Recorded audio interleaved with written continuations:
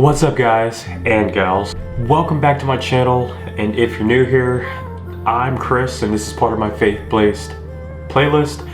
And if this is stuff that you're into, I'm going to be preaching the words of the Heavenly Father. So please drop that subscription, and I'm going to be going over a very powerful concept in our daily lives that we neglect. Now, in society today, there is just something that we refuse to do because we don't want to look like an idiot, we don't want to look dumb, or we think that we can do it all by ourselves, when by design we're not supposed to.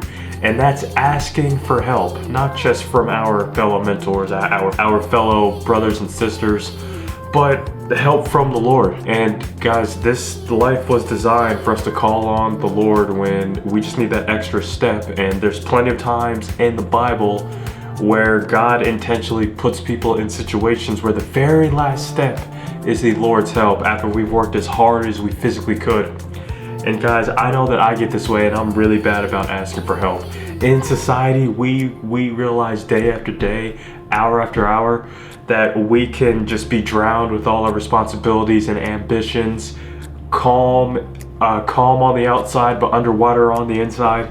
And guys, I'm going to go through a very powerful story in the New Testament that I think brings me a lot of hope, and I hope that it does with you as well. There's a lot of stories in the Bible where God elevates people after they have addressed that they need help, but this is just one of many. And this is a story of Gideon, and what he was tasked to do was to deliver Israel from the Midianites. And guys, I don't mean to get off topic. I would just talk about this horrific event once, but Israel is under some duress right now, and it's a very bad situation. So I really just put them in your prayers because they're going through a lot over a very long, spread out conflict, and it's very unfortunate because civilians and women are caught up in it, and I'm not going to go any further. But if we don't talk about this stuff, then it's not going to get addressed. So going back to Gideon, he was tasked by God in order to deliver a whole nation with very limited troops. You've seen the movie 300, which is a Spartan story, but this is an actual biblical story where he had about 300 troops going against 300 Midianites. And Gideon himself, we can all kind of just sympathize with him because he went directly to the Lord, and he was talking about how he felt like he was just very vulnerable. He felt like he wasn't qualified. He felt like he couldn't do this. This is going to be hard. He's worried about his troops. He confessed his shortcomings and did not hold anything back after he knew that he was going to do his best, but he just needed that last part from the Lord to help deliver them. And in the book of Judges, after Gideon has expressed his vulnerability and his willingness and his need for God's reassurance, in the book of Judges 6:34, it says, "Then the Spirit of the Lord clothed Gideon with power, and he blew a ram's horn as a call to arms, and the men of the clan of Abiezer came to him."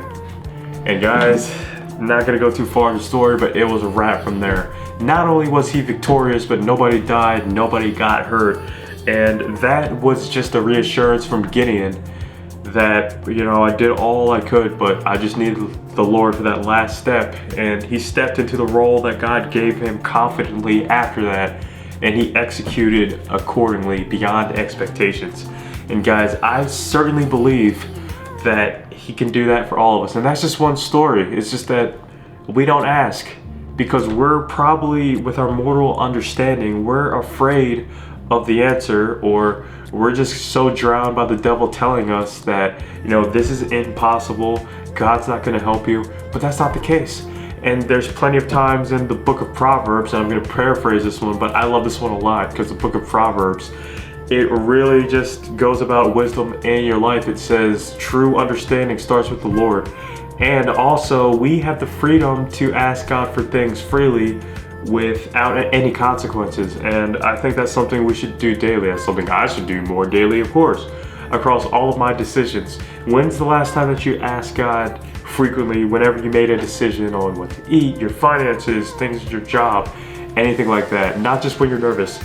But guys, I just really wanted to unload this one story because it's been heavy on my mind. I think all we need to do in life sometimes is that when we've done the very best that we could, that's just ask God for help. And guys, I hope you get a lot out of this lesson, and I really am inviting you to go read about the story of Gideon as well. And guys, I'll see you in the next one.